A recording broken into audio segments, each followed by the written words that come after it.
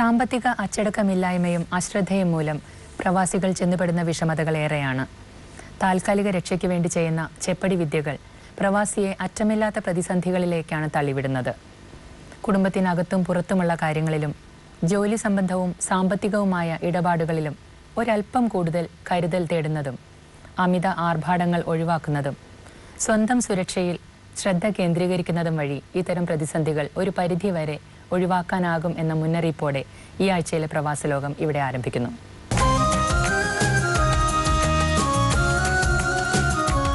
ഒമാനിൽ കഴിഞ്ഞ വർഷം ഒളിച്ചോടിയ തൊഴിലാളികളുടെ എണ്ണത്തിൽ വർധന. 63,000-ത്തിലധികം പേരാണ് കഴിഞ്ഞ വർഷം ഒളിച്ചോടിയവരുടെ പട്ടികയിൽ ഇടം നേടിയത്. മസ്കറ്റ് ഗവർണറേറ്റിൽ നിന്നാണ് കൂടുതൽ പേർ ഒളിച്ചോടിയത്, 16,000 പേർ. വടക്കൻ ഷർഖിയയിൽ നിന്ന് 8,000-ത്തിലധികം പേരും ഒളിച്ചോടി.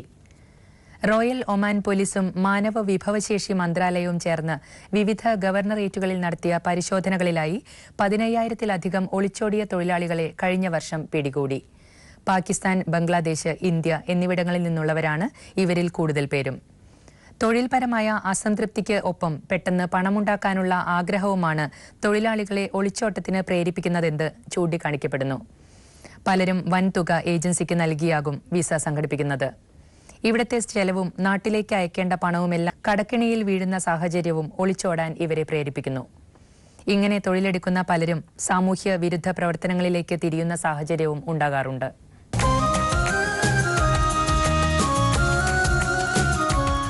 ആഫ്രിക്കൻ രാജ്യമായ ഘാന, കുവൈറ്റ് ഉൾപ്പെടെയുള്ള ഗൾഫ് രാജ്യങ്ങളിലേക്ക് ഗാർഹിക തൊഴിലാളി റിക്രൂട്ട്മെന്റ് താൽക്കാലികമായി നിർത്തി. ഘാന തൊഴിൽ മന്ത്രി ഇഗ്നേഷ്യസ് ബാഫറിനെ ഉദ്ധരിച്ച് രാജ്യത്തെ ഔദ്യോഗിക വാർത്താ ഏജൻസിയാണ് ഇക്കാര്യം റിപ്പോർട്ട് ചെയ്തത്. Kuwait, Oman, Qatar, Saudi, UAE എന്നീ രാജ്യങ്ങളിലേക്കാണ് വിലക്ക്. തൊഴിലാളികൾ ലൈംഗിക ചൂഷണത്തിന് ഉൾപ്പെടെ വിധേയമാകുന്നു എന്ന പരാതിയെ തുടർന്നാണ് നടപടി. 2,000-ലേറെ ഘാനക്കാരായ ഗാർഹിക തൊഴിലാളികളാണ് ഗൾഫ് രാജ്യങ്ങളിൽ ജോലി ചെയ്യുന്നത്. ചൂഷണം ആരോപിച്ച് ഇന്തോനേഷ്യ, ശ്രീലങ്ക തുടങ്ങിയ രാജ്യങ്ങളും കുവൈറ്റിലേക്കുള്ള റിക്രൂട്ട്മെന്റ് നിർത്തിവച്ചിരിക്കുകയാണ്. ജോലിക്കാർ ക്രിമിനൽ സ്വഭാവം കാണിക്കുന്നു എന്ന കാരണം മുൻനിർത്തി ഇത്യോപ്യയിൽ നിന്നുള്ള റിക്രൂട്ട്മെന്റ് കുവൈറ്റ് നിർത്തിയിട്ടുമുണ്ട്. ഇതുകാരണം ഗാർഹിക മേഖലയിൽ തൊഴിലാളി ക്ഷാമം രൂക്ഷമായിട്ടുണ്ട്. ഇന്ത്യയിൽ നിന്നും നിലവിൽ കുവൈറ്റിലേക്ക് വീട്ടുജോലിക്കാരുടെ റിക്രൂട്ട്മെന്റ് നടക്കുന്നില്ല. തൊഴിലാളികൾക്ക് അവകാശങ്ങൾ വകവെച്ചു കൊടുക്കാത്ത നടപടികളും പീഡനങ്ങളും സ്പോൺസർമാരിൽ നിന്ന് ഉണ്ടാകുന്നതുകൊണ്ടാണ് ഇന്ത്യൻ അധികൃതർ ഗാർഹിക തൊഴിലാളികളെ ഇനി കുവൈറ്റിലേക്ക് അയക്കേണ്ട എന്ന് തീരുമാനിച്ചത്. ഇന്ത്യയിൽ നിന്നുള്ള റിക്രൂട്ട്മെന്റ് പുനരാരംഭിക്കാൻ കുവൈറ്റ് ചർച്ചകൾ നടത്തിവരികയാണ്. സ്പോൺസർമാരുടെ ചൂഷണത്തിൽ നിന്ന് തൊഴിലാളികൾക്ക് സംരക്ഷണം നൽകുന്നതാണ് പുതിയ നിയമം.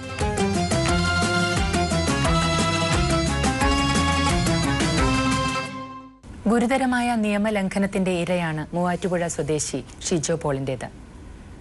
അജ്മാനിലെ അൽബത്ര പ്ലാസ്റ്റിക് നിർമ്മാണ കമ്പനിയിൽ സൂപ്പർവൈസറായി ജോലി ചെയ്യവേ കൂടെയുള്ള തൊഴിലാളികൾക്ക് വേണ്ടി സ്വന്തം പാസ്പോർട്ട് ജാമ്യത്തിനായി കൊടുക്കേണ്ടി വന്നു പോലീസ് സ്റ്റേഷനിൽ. ഈ തൊഴിലാളികൾ 8 പേർ തിരികെ വന്നു. ബാക്കിയുള്ളവർ ജാമ്യത്തിൽ പോയപ്പോൾ വെട്ടിലായത് ഷിജോ പോളാണ്. ഇപ്പോൾ 4.5 വർഷമായി നാട്ടിലേക്ക് വരാനാകാതെ ലേബർ കോടതികൾ കയറിയിറങ്ങുകയാണ് ഷിജോ. അദ്ദേഹത്തിന്റെ കഥയാണ് ഇപ്പോൾ UAE-യിലെ മനുഷ്യാവകാശ പ്രവർത്തകർക്ക് മുന്നിൽ ഞങ്ങൾ വെക്കുന്നത്. ഷിജോ പോളിന്റെ കാര്യം പറയുമ്പോൾ ഞാൻ എൻ്റെ പാസ്പോർട്ട് ഒരാൾക്ക് വേണ്ടി ജാമ്യം വെച്ചിരുന്നു. ഇപ്പോഴല്ല, ഞാൻ ഗൾഫിലുള്ള കാലത്ത്. പക്ഷെ അയാൾ എന്നെ ചതിച്ചില്ല.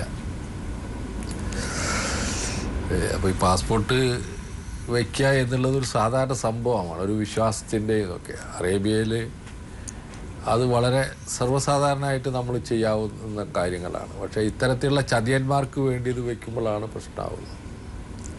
ഇപ്പോൾ എന്ത് ജോലിക്കാരനായിരുന്നു? കമ്പനി സൂപ്പർവൈസറായിട്ട് പോയതായിരുന്നു. ഇപ്പൊ ജയിലില്ല? അല്ല, ഇപ്പൊ വേറൊരു കമ്പനിയിൽ ജോലി ചെയ്യുന്നുണ്ട്. ഇങ്ങോട്ട് വരാൻ പറ്റുന്നില്ല എന്നുള്ളതാണ് മെയിൻ പ്രശ്നം.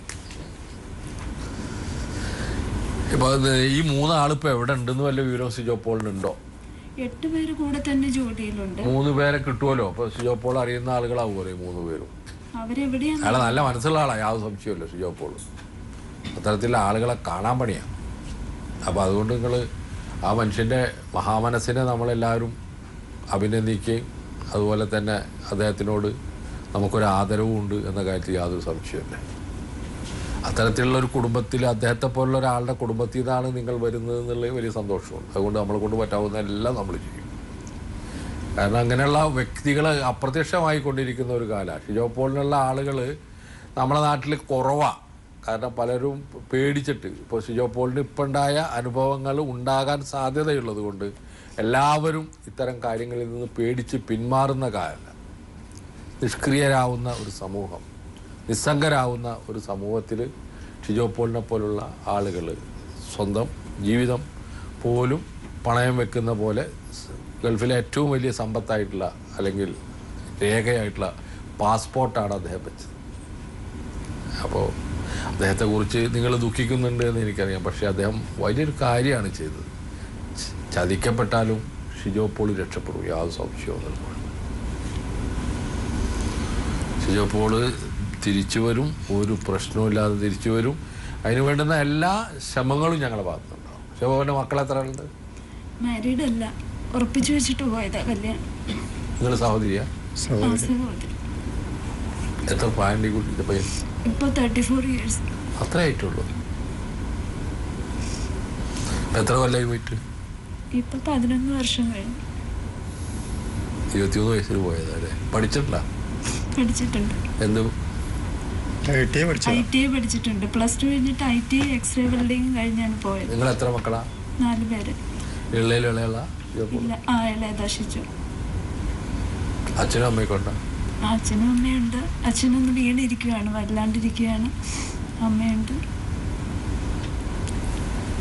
പിന്നെ മൂത്ത സഹോദരൻ മരിച്ചിരുന്നു, അന്നേരം വരാൻ പറ്റിയില്ല, ഒരു ആക്സിഡന്റ് ആയിരുന്നു. അപ്പം പാസ്പോർട്ട് അറബി നിർബന്ധിച്ച് വെച്ചതാണ്. പാസ്പോർട്ട് ജാമ്യം 8 ദിവസത്തിനുള്ളിൽ എടുത്തു കൊടുക്കാമെന്നാണ് പറഞ്ഞിരുന്നത്. അപ്പോൾ അറബിയുടെ കാർ എന്തോ ആക്സിഡന്റിൽ പെട്ട് അറബി ജയിലില്ല എന്നാണ് ഷിജോ അന്വേഷിച്ച് പറഞ്ഞത്. പക്ഷെ ഷിജോ ഒത്തിരി ഇടങ്ങളിലൂടെ പോയി പരാതി കൊടുത്തിരുന്നു. അപ്പോൾ ഇപ്പോഴെല്ലാവരും പറയുന്നത് കേസ് തീരട്ടെ, കേസ് തീർന്നതിന് ശേഷം എന്തെങ്കിലും ചെയ്യാമെന്ന്. പക്ഷെ ഇതിനായിട്ടൊരു കേസ് ഇല്ല നിലവിൽ. ഇല്ല, കമ്പനി നിന്നുപോയി. അപ്പം അതുകൊണ്ട് ആരും കേസ് കൊടുക്കാൻ ആരുമില്ല, ഒന്നുമില്ല. എംബസിയിൽ അപ്രോച്ച് ചെയ്തിരുന്നു? എംബസിയിൽ വിസയുടെ കാലാവധി തീരുന്നതിന് മുമ്പ് എംബസി പോയിരുന്നു, അവിടെ കൊടുത്തു പരാതി. അപ്പൊ അവര് പറഞ്ഞു അവർക്ക് ഇപ്പോൾ ഒന്നും ചെയ്യാൻ പറ്റില്ല. അവർക്ക് എന്താ ചെയ്യാൻ പറ്റില്ല എന്ന് പറഞ്ഞാൽ അവരാരാ? അവർ പിന്നെ എന്തിനാ അവിടെ ഇരിക്കുന്നത്? അവർക്ക് ചെയ്യാൻ പറ്റില്ല. നിങ്ങൾ കത്ത് കൊടുക്ക്, നിങ്ങൾ ഇവിടെ മുഖ്യമന്ത്രിക്ക് ഒരു കത്ത് കൊടുക്ക്. നമ്മളെന്താ ചെയ്യാൻ പറ്റാന്ന് നോക്കട്ടെ. ദുബായിലെ നമ്മുടെ നല്ല പ്രവർത്തകരുണ്ട്, അവരോടൊക്കെ ഇതിൽ ഇടപെടാൻ പറ്റുന്ന ഏത് രീതിയിലാണ് എന്നുള്ളത് നോക്കട്ടെ. ഞാൻ EM ഹാഷിമുണ്ട്, ഞങ്ങളെ കൈരളിയുടെ പ്രതിനിധി, അദ്ദേഹത്തോട് പറയാം ഈ വിഷയത്തിൽ ഒന്ന് അന്വേഷിക്കും.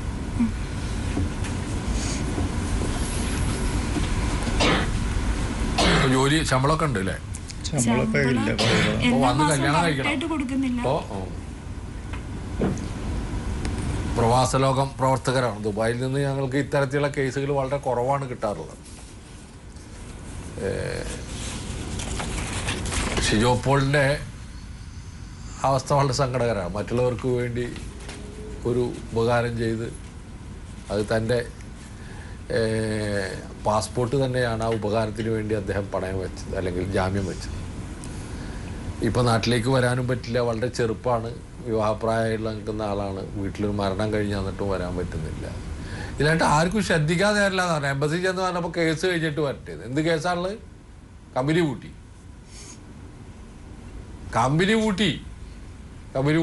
പൂട്ടിയൊരു കമ്പനിക്ക് വേണ്ടി ആരാ വരിക കേസിന്? എംബസി അല്ലേ കേസ് ഏറ്റെടുക്കുന്നുണ്ട്. എംബസി കേസെടുത്ത് നടത്തണം. അയാൾ നല്ലൊരു കാര്യം ചെയ്താ അവർക്ക് ഉത്തരവാദിത്തമല്ല. എംബസിക്ക് എന്താ ഉത്തരവാദിത്തം ഉള്ളത്? അപ്പോൾ എംബസിക്ക് ഉത്തരവാദിത്തം ഇല്ല എന്ന് പറഞ്ഞാൽ ശരിയാവില്ല. എംബസി വിഷയത്തിൽ ഇടപെട്ട് പൂട്ടിയൊരു കമ്പനിക്ക് വേണ്ടി ആരാ അവിടെ ഹാജരാവുക? ഇയാൾ സ്ഥിരമായിട്ട് ജയിലിൽ കിടക്കുക. അപ്പോൾ നിയമസഹായം എന്ന് പറയുന്ന ഒരു സംഭവം ഉണ്ട്, അത് ഉപയോഗിക്കണം അംബാസഡർ. എൻ്റെ ബഹുമാനായ സുഹൃത്ത് EM അഷറഫ് ഉണ്ട് അവിടെ. ഈ EM അഷറഫ് ഈ കാര്യത്തിൽ ഇടപെടാൻ പറ്റുന്ന ഒരാളാണെന്ന് എനിക്ക് തോന്നുന്നു. പ്രത്യേകിച്ച് ഷിജോ പോളിനെ പോലെ മറ്റുള്ളവർക്ക് വേണ്ടി ത്യാഗം ചെയ്ത, തൻ്റെ പാസ്പോർട്ട് പണയം വെച്ച ഒരാൾ ഇങ്ങനെ കിടന്ന് വിഷമിക്കുന്നത് നമുക്ക് ഉചിതമായിട്ടുള്ളതല്ല. അഷറഫ് വേണ്ടതും ചെയ്യണം എന്നെനിക്കൊരു അഭ്യർത്ഥനയുണ്ട്. അതുപോലെ തന്നെ നമ്മളെ പ്രവാസ ലോകം പ്രവർത്തകർ ഈ വിഷയത്തിൽ ഷിജോയെ കണ്ട് എന്താണ് അദ്ദേഹത്തിന് സഹായം ചെയ്യാൻ പറ്റുക എന്നുള്ളത് അവിടുത്തെ വേണ്ടപ്പെട്ട ആളുകളൊക്കെ ആയിട്ട് അന്വേഷിച്ച് വേറെ വക്കീലന്മാരുമായിട്ട് അന്വേഷിച്ച് ആ വക്കീലന്മാരുടെ സഹായത്തോടു കൂടി അദ്ദേഹത്തിൻ്റെ കേസ് അവസാനിപ്പിക്കണം. അതാണിപ്പോൾ നമുക്കിതിൽ ചെയ്യാനുള്ള ഒരു കാര്യം. ഷിജോ ഇത്തരത്തിലുള്ള ആളുകളുമായി ബന്ധപ്പെടണം. അംബാസഡർക്ക് ഒരു അപ്പോയിൻമെൻ്റ് എടുക്കാൻ പറ്റുന്നുണ്ടെങ്കിൽ കുട്ടി പോയി കാണണം. ഉറപ്പായിട്ടും ഈ വിഷയം നിങ്ങൾ ഏറ്റെടുക്കേണ്ടതാണ്. താൻ ചെയ്ത തെറ്റിനല്ല അദ്ദേഹം കുറ്റാനുഭവിക്കുന്നത്. അപ്പോൾ അടിയന്തരമായിട്ട് ഷിജോ പോളിൻ്റെ കാര്യത്തിലൊരു നടപടി ഉണ്ടാകണം എന്നുള്ളതാണ് പ്രവാസ ലോക പ്രവർത്തകരോട് എനിക്ക് അഭ്യർത്ഥിക്കാനുള്ളത്. ഈ കുടുംബത്തെ ഞാൻ ഉറപ്പായും ഷിജോ അതിവേഗം നാട്ടിലെത്തുമെന്നുള്ള പ്രതീക്ഷയോടുകൂടി അയക്കുകയാണ്. കഴിഞ്ഞ എപ്പിസോഡുകളിലായി പ്രവാസ ലോകം സംപ്രേഷണം ചെയ്ത വയനാട് സ്വദേശിനിയായ സിസിലി മൈക്കിളിനെ പ്രവാസ ലോകം പ്രേക്ഷകർ ഓർക്കുന്നുണ്ടാവുമല്ലോ. സൗദിയിലേക്ക് വീട്ടുജോലിക്കായി പോയി അവസാനം ദുരൂഹ സാഹചര്യത്തിൽ മരണപ്പെടുകയായിരുന്നു സിസിലി. ഇപ്പോൾ അതേ ഏജന്റ് തന്നെ, സിസിലിയെ കൊണ്ടുപോയ അതേ ഏജന്റ് തന്നെ വഴിയായി പോയ സെലീന സെബാസ്റ്റ്യനും ഗ്രേസിയും രണ്ടുപേർ കൂടെ പോയതാണ്. ഈ സിസിലി മരിച്ചതുപോലും അവരറിഞ്ഞിട്ടില്ല. ഇപ്പോഴും ഈ രണ്ടുപേരും അവിടെ പെട്ടുകിടക്കുകയാണ്. ഭക്ഷണമില്ലാതെ പീഡനങ്ങളും ദുരവസ്ഥയുമാണ്. അവരുടെ വിശദാംശങ്ങൾ നമുക്ക് ചോദിച്ച് മനസ്സിലാക്കാം. സെലീനയുടെ വീട്ടുകാരാണ് ഇവിടെ വന്നിട്ടുള്ളത്. ഇവരിപ്പോൾ ഹെയിലില്ല, സൗദിയിലല്ലേ? ഹെയിലല്ലേ? ഇതിപ്പോൾ ഒരു കള്ള ഏജൻസി മുഖാന്തരമാണ് ഞങ്ങൾ പോയത്. ശരിക്കുള്ള ഏജൻസി മുഖാന്തരമല്ല അവർ പോയത്, അല്ലേ? അല്ല. നിങ്ങൾ പരാതിപ്പെട്ടിരുന്നു? അവിടെ പരാതിപ്പെട്ട് നോർക്കയിൽ കൊടുത്തിട്ടുണ്ട്. അപ്പം എന്ത് പറഞ്ഞു? അന്വേഷിക്കാന്ന് പറഞ്ഞു. അന്വേഷിക്കാതെ മാത്രം പറഞ്ഞാൽ പോരല്ലോ. ആരെയും നിങ്ങൾ കണ്ടു നോർക്കയിൽ? സെക്രട്ടറിനെ കണ്ട? കൽപ്പറ്റ നോർക്ക ഓഫീസിലെ കൊണ്ട് കൊടുത്തു. എവിടെ? കൽപ്പറ്റ, വയനാട് കൽപ്പറ്റ. അവരെന്ത് പറഞ്ഞു? അന്വേഷിക്കാൻ വിളിക്കാന്ന് പറഞ്ഞു. അല്ല, അന്വേഷിക്കാന്നിട്ട് എത്രയായി? 3 മാസമായി. ഇതിൽ നിങ്ങൾ പോലീസിൽ പരാതി കൊടുത്തു, അല്ല നോർക്കയിൽ പരാതി കൊടുത്തു. പോലീസിൽ പരാതി കൊടുത്തോ ഇങ്ങനത്തെ വിഷയത്തെ കുറിച്ചിട്ട്? ആ കൊടുത്തിരുന്നു. ഏത് പോലീസിലാണ്? കമ്പളക്കാട്. വയനാട് കമ്പളക്കാട് പോലീസ് സ്റ്റേഷനിൽ നിങ്ങൾ ഇതിനെക്കുറിച്ച് പരാതി കൊടുത്തു. പോലീസ് കേസ് എടുത്തോ? അന്വേഷിക്കാന്നല്ല പറഞ്ഞു. നിങ്ങൾ കൊടുത്ത വിഷയവുമായി ബന്ധപ്പെട്ട് കേസ് എടുത്തതായിട്ട് വല്ല വിവരമുണ്ടോ? ഇല്ല. ഇതൊരു നല്ല നടപടി അല്ല പോലീസ്. കമ്പളക്കാടുള്ള ഇത്തരത്തിലുള്ള NRI കേസുകളിൽ നിങ്ങൾ നിരുത്തരവാദിത്തപരമായി പെരുമാറിയാൽ നിങ്ങൾക്കെതിരെ, കമ്പളക്കാട് പോലീസ് സ്റ്റേഷനെതിരെ ഞങ്ങൾക്ക് പരാതി നൽകേണ്ടി വരും. പാവകവിദ്യയൊന്നും ആവശ്യമില്ല. വളരെ സ്ട്രോങ് ആയിട്ടുള്ള ഗവൺമെൻറ്റുള്ള നാടാണിത്. അപ്പോൾ ഇത്തരത്തിൽ പ്രവാസികൾ ഒരാൾ മരിച്ചു കഴിഞ്ഞു. അവർ 600, അവരുടെ ഷുഗറിൻ്റെ റേറ്റ് 600ആയി. അപ്പോൾ 600 ആവുന്നത് അവർക്ക് പ്രോപ്പറായിട്ട് മരുന്ന് കൊടുക്കാത്തത് കൊണ്ടാണ്. കൊലക്കുറ്റത്തിന് തുല്യമായ കേസ് തന്നെ അത്. അവരെ കൊണ്ടുവന്നു. വേറെ 2 ആളുകൾ ജീവിതം വളരെ ദുരിതപൂർണമായ ഒരവസ്ഥയിൽ സൗദി അറേബ്യയിലായിരുന്നു. സിസിലി ഗ്രേസിയും സെലീന് 2 പേരും അവിടെ പരാതി കൊടുത്തിട്ടുണ്ട്. ഈ കൊണ്ടുപോയ ആളുകൾ കള്ളക്കടത്ത്, മനുഷ്യക്കടത്ത് പോലെയാണ് ഇവരെ കൊണ്ടുപോയത്. അതിനാണ് നിങ്ങളടുത്ത് പരാതി തന്നിട്ടുള്ളത്. അവരെയാണ് നിങ്ങൾ വിളിച്ച് ചോദ്യം ചെയ്യേണ്ടത്. അപ്പോൾ അവരെ വിളിച്ച് ചോദ്യം ചെയ്യാൻ നിങ്ങൾ തയ്യാറാകാതിരിക്കുമ്പോൾ നിങ്ങൾ ആരെ പക്ഷത്താണെന്നാണ് ഞങ്ങൾ കണക്കാക്കേണ്ടത്? മനുഷ്യക്കടത്ത് നടത്തുന്ന ആളുകൾ കൊണ്ടുപോയി ഒരാൾ മരിക്കുകയും പീഡനം കൊണ്ട് മരിക്കുകയും മറ്റു 2 ആളുകൾ അത് മരണം കാത്തിരിക്കുകയും ചെയ്യുന്ന ഒരവസ്ഥയിലാണ് നിങ്ങളടുത്ത് വരുന്നത്, പോലീസിൻ്റെ അടുത്ത്. അപ്പോൾ നിങ്ങൾ തീർച്ചയായിട്ടും അതിൽ ഉത്തരവാദിത്തപരമായുള്ള നിലപാട് സ്വീകരിക്കുമെന്നാണ് പോലീസിനോട് എനിക്ക് പറയാനുള്ളത്. നിങ്ങൾ കോടതിയിൽ കേസ് കൊടുക്കണം. അങ്ങനെയാണ്. പ്രവാസികളുമായ ബന്ധപ്പെട്ട കാര്യങ്ങളിൽ ഈ ഗവൺമെൻറ് അതീവ ജാഗ്രതയോടുകൂടി പ്രവർത്തിക്കുന്ന ഒരു ഗവൺമെൻറ്റാണ്. അത് പോലീസ് മനസ്സിലാക്കണം. അപ്പോൾ അതിനൊന്നും തന്നെ പ്രതികരണമില്ലാതെ, വേണ്ടത്ര ശുഷ്കാന്തി ഇല്ലാതെ സാധാരണ ഒരു കേസെടുത്ത് വിടുന്ന ഒരു രീതിയിൽ നടക്കില്ല. ഈ കേസിൽ പറ്റില്ല, ഉറപ്പായിട്ട് പറ്റില്ല. അത് ഞങ്ങൾ നിങ്ങൾ ശരിയായ നിലപാടെടുത്തില്ലെങ്കിൽ ഞങ്ങൾ മുഖ്യമന്ത്രിയെ സമീപിക്കും. യാതൊരു സംശയവും നിങ്ങൾക്ക് വേണ്ട. മുഖ്യമന്ത്രിയുടെ ഓഫീസിൽ നിന്നാണ് ഇങ്ങോട്ട് ഞങ്ങളെ കേസ് ഫോർവേഡ് ചെയ്തുള്ളത്. അതും കൂടി നിങ്ങൾ മനസ്സിലാക്കണം. ഇപ്പോൾ ഈ 2 പേര് ഹെയിലുണ്ട് അല്ലേ? ഒരു രക്ഷയില്ല. നിങ്ങൾ ഷാനവാസ് എന്നൊരു MP ഉണ്ട്, നിങ്ങൾ അദ്ദേഹത്തെ സമീപിച്ചിരുന്നു? അദ്ദേഹത്തെ ചിലപ്പോൾ അയാൾ കാണാൻ പറ്റുള്ളൂ, ചിലപ്പോൾ അവിടെ ഉണ്ടാവും. ഒന്ന് അദ്ദേഹത്തിൻ്റെ ഒരു ഓഫീസ് ഉണ്ടാവാൻ സാധ്യതയുണ്ട് അവിടെ എവിടെയെങ്കിലുമൊക്കെ. അദ്ദേഹത്തെ കണ്ടിട്ട് ഈ വിഷയം വളരെ പവർഫുൾ ആയിട്ടുള്ള ഒരു MP ആണെന്നാണ് അയാൾ. പക്ഷെ അദ്ദേഹം ചിലപ്പോൾ ഈ കാര്യങ്ങൾ ടേക്കപ്പ് ചെയ്തേക്കും. നിങ്ങളതൊന്ന് ടേക്കപ്പ് ചെയ്യാൻ പറയണം. അദ്ദേഹത്തിൻ്റെ മണ്ഡലത്തിലാണ് ഇത്തരത്തിലുള്ള മനുഷ്യക്കടത്തിന് വിധേയമായി ഒരു സ്ത്രീ മരിക്കുകയും മറ്റ് 2 പേർ ജയിലിൽ കിടക്കുകയും ചെയ്യുന്നത്. അദ്ദേഹത്തിന് ഉത്തരവാദിത്തമുണ്ട്. അദ്ദേഹത്തിന് ഉത്തരവാദിത്തമുണ്ട് എന്ന് ബോധ്യപ്പെടുത്താൻ നമ്മളൊരു കടലാസ് കൊടുക്കണം അദ്ദേഹത്തിന്. നിങ്ങൾ ഈ മുഴുവൻ വിഷയങ്ങളും എഴുതിയിട്ട് അദ്ദേഹത്തിൻ്റെ ഒരു കത്ത് കൊടുക്കണം. ആ കത്ത് അദ്ദേഹത്തിൻ്റെ ഓഫീസ് അവിടെ ഉണ്ടാവും, മാനന്തവാടിയിലോ എവിടെയെങ്കിലും. അവിടെയൊക്കെ ആൾക്കാരുണ്ടാവും ഓഫീസിൽ ഇരുന്നിട്ട്. എവിടെയാണ് MP-യുടെ ഓഫീസ് എന്ന് വെച്ചാൽ അവിടെ കൊണ്ടുപോയിട്ട് വിദേശകാര്യമന്ത്രി സുഷമാ സ്വരാജിനും അദ്ദേഹത്തിനും 2 കത്തായിട്ട് കൊടുക്കുക. പോലീസ് സ്റ്റേഷനിൽ നിങ്ങളൊന്നും കൂടി പോയി ഇത് സംസാരിക്കുക.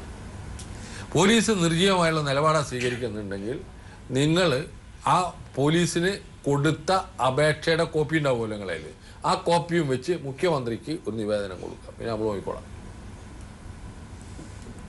മനസ്സിലായില്ലേ? അപ്പോൾ ഇതൊന്നും നമ്മളെ ഭാഗത്തുനിന്ന് ഒരു ഇതുണ്ടാവില്ല, പിന്നെ ഇതൊന്നും ഉണ്ടാവാൻ പോകുന്നില്ല. നമ്മളതിൻ്റെ ഏറ്റവും ശക്തമായ നിലപാടിൽ തന്നെ ഇത്തരം മനുഷ്യരോടൊപ്പം നിൽക്കുന്ന ഒരു നിലപാടായിരിക്കും ഗവൺമെൻറ്റും സ്വീകരിക്കുക, നമ്മളെ പ്രവർത്തകരും സ്വീകരിക്കുക. അപ്പോൾ ഹെയിലിൽ നമ്മൾ ജോൺ എന്ന് പറഞ്ഞിട്ട് ഞങ്ങളൊരു പുതിയ പ്രതിനിധിയുണ്ട്, നന്നായി വർക്ക് ചെയ്യുന്നുണ്ട്. അദ്ദേഹത്തെ ഈ കാര്യങ്ങൾ നമ്മളെ ഏൽപ്പിക്കുന്നുണ്ട്. അവരെ കണ്ടെത്താനുള്ള ശ്രമങ്ങൾ നടക്കുന്നുണ്ട്. പ്രവാസലോകം പ്രവർത്തകരോട് പറയാനുള്ള ഏറ്റവും കൂടുതൽ മനുഷ്യക്കടത്തിന് വിധേയരാകുന്നത് ഈ വയനാട്, ഇടുക്കി പോലുള്ള പ്രദേശങ്ങളിലുള്ള സ്ത്രീകളാണ്. അത് നമ്മളെന്തായാലും വളരെ ഗൗരവപൂർവ്വം കാണേണ്ടതാണ്. ആ ഭാഗത്ത് നിന്നാണ് ഈ പാവപ്പെട്ട വിദ്യാഭ്യാസമില്ലാത്ത സ്ത്രീകളെ പലതും പറഞ്ഞ് വ്യാമോഹിപ്പിച്ച് കൊണ്ടുപോയി ഇത്തരത്തിലുള്ള പീഡനത്തിന് ഇരയാക്കി മൃതദേഹവുമായി കൊണ്ടുവരുന്നത്. വലിയ അപകടകരമായ അവസ്ഥയല്ലേ അത്? അപ്പോൾ അത് നമ്മൾ വളരെ ഗൗരവപൂർവ്വം ഇത് ടേക്കപ്പ് ചെയ്യേണ്ട ഒരു വിഷയമാണെന്നാണ് എനിക്ക് തോന്നുന്നത്. ഇത്തരത്തിലുള്ള നിയമലംഘനവുമായി ബന്ധപ്പെട്ട് നടത്തുന്ന ട്രാവൽ ഏജൻസികളെ നമ്മൾ ശരിക്കും കാര്യങ്ങൾ പറഞ്ഞ് ബോധ്യപ്പെടുത്തേണ്ടി വരുമെന്നാണ് എനിക്ക് തോന്നണം. നിങ്ങളിതൊന്ന് അന്വേഷിച്ചിട്ട് എന്നെ വിളിക്കും കേട്ടോ. ഇവർക്ക് എത്ര മക്കളുടെ? സെലീന 2 മക്കൾ. 2 പേര്. മകനാണത്. ഞാൻ വീടിനടുത്താണോ? ആ, താനോ? വീടിൻ്റെ അടുത്തുള്ളത്. കൂലിപ്പണിയാണ്. കൂലിപ്പണി. സെലീനക്ക് എത്ര വയസ്സുണ്ട്? 45. മറ്റേ സ്ത്രീയുടെ പേരെന്താ? ഗ്രേസി. അവരെ മക്കളുണ്ടോ? മക്കളുണ്ട്. അവർ വന്നില്ല അല്ലേ? അപ്പോൾ ഈ സ്ത്രീ മരിച്ചത് അവരറിഞ്ഞിട്ടുണ്ടാവില്ല അല്ലേ? നിങ്ങൾക്ക് ഇവരെ ഫോൺ ചെയ്യാൻ കഴിയുന്നുണ്ടോ? ഫോൺ ചെയ്യും അവര്. അമ്മയെ മാസത്തിൽ 1 തവണ അത് അങ്ങോട്ട് വിളിക്കണം. അങ്ങോട്ട് വിളിച്ചു കഴിഞ്ഞാൽ അവർ കൊടുക്കൂല, ഫോൺ കൊടുക്കുകയില്ല. കൊടുത്താൽ തന്നെ ഒരു 2 മിനിറ്റൊക്കെ സംസാരിക്കാൻ സമ്മതിക്കുള്ളൂ. എനിക്ക് കൊണ്ടുപോയ ഒരാളോട് പറയാനുള്ളത്, അയാൾ ആ പേര് പോലും ഞാൻ പരാമർശിക്കുന്നില്ല, നിങ്ങൾ ദയവ് ചെയ്ത് അവർ 2 പേരെ വരുത്തി കൊടുക്കുന്ന ആളുകൾക്ക് നല്ലത്. ഇത്തരത്തിലുള്ള കള്ളക്കടത്ത് നിങ്ങൾ ഇവരെ രക്ഷിക്കാനാണെന്നുള്ള നിലയിലൊക്കെ ചെയ്യുന്ന വലിയ അപകടം. പാവ ഒരു സ്ത്രീയുടെ നാട്ടിലേക്ക് തിരിച്ചു ഒരാൾ വീട് വിറ്റു. ഇതൊക്കെ എവിടുന്നാണ് പൊറുക്കുക? അപ്പം ഇത്തരത്തിലുള്ള കാര്യങ്ങളിൽ നിന്ന് നിങ്ങൾ പിന്മാറണം. നല്ല നല്ല ആളെ കൊണ്ടുകൊണ്ട് നമുക്ക് വിരോധമൊന്നുമില്ല. പക്ഷെ ഇത്തരത്തിലുള്ള ചതിയും വഞ്ചനയിലൂടെ പാവപ്പെട്ട ഒന്നുമില്ലാത്ത മനുഷ്യരെ കൊണ്ടുപോയി എന്തിനാണ് ഇങ്ങനെ ചെയ്യുന്നത്? അതുകൊണ്ട് ഈ 2 ആളെ കൊണ്ടുവരേണ്ട ചുമതലയും കൂടി നിങ്ങൾക്കുണ്ട് എന്നെനിക്ക് നിങ്ങളെ ബോധ്യപ്പെടുത്താൻ. തീർച്ചയായിട്ടും മോന് കൂലിപ്പണിക്ക് പോവാം. വേറെ ആരാളുള്ള? അഞ്ചെത്തിയ ഏട്ടൻ എന്ത് ചെയ്യുന്നു? കൂലിപ്പണിയാണ്. കേട്ടാ, നിങ്ങൾ കൂലിപ്പണി ചെയ്യുന്ന കുടുംബം അത്. നമ്മൾ ഗൾഫുകാരെന്നൊക്കെ പറയുമ്പോൾ എല്ലാ സമ്പന്നർ, മെർസഡീസ് കാറ്, BMW കാറ്, ഇതൊന്നും അല്ല. ഇത് കൂലിപ്പണിക്കാരാ. ഇവരുടെ പ്രശ്നം ഞങ്ങൾ ഏറ്റെടുക്കും. ഉറപ്പായിട്ടും ഈ ആളുകളുടെ പ്രശ്നമാണ് 17 കൊല്ലമായിട്ട് കൈരളി TV കൊണ്ടു നടക്കുന്നത്. ഇനിയും അത് കൊണ്ടു നടക്കും. അവർക്ക് വേണ്ടി ഞങ്ങൾ പോരാടും, അവരോടൊപ്പം ഞങ്ങൾ നിൽക്കും, ഒരു സംശയവും വേണ്ട. സിസിലിക്ക് സംഭവിച്ചത് ഇനി ആർക്കും സംഭവിച്ചുകൂടാ. അവരോടൊപ്പം പോയ സെലീനയുടെ തിരിച്ചുവരവ് ഉറപ്പുവരുത്തേണ്ടത് സൗദിയിലെ പ്രവാസലോകം പ്രേക്ഷകരാണ്. വീട്ടുതൊഴിലാളിക്ക് ഒരു തൊഴിലാളിക്ക് കിട്ടേണ്ട പരിഗണന ലഭിച്ചാൽ മാത്രമേ അവർക്ക് സമൂഹത്തിൽ മാന്യത ലഭിക്കൂ. പ്രവാസലോകം ഞങ്ങളുടെ പോരാട്ടം തുടരുകയാണ് എന്ന ഓർമ്മപ്പെടുത്തലോടെ ഈ ആഴ്ചയിലെ പ്രവാസലോകം ഇവിടെ സമാപിക്കുന്നു.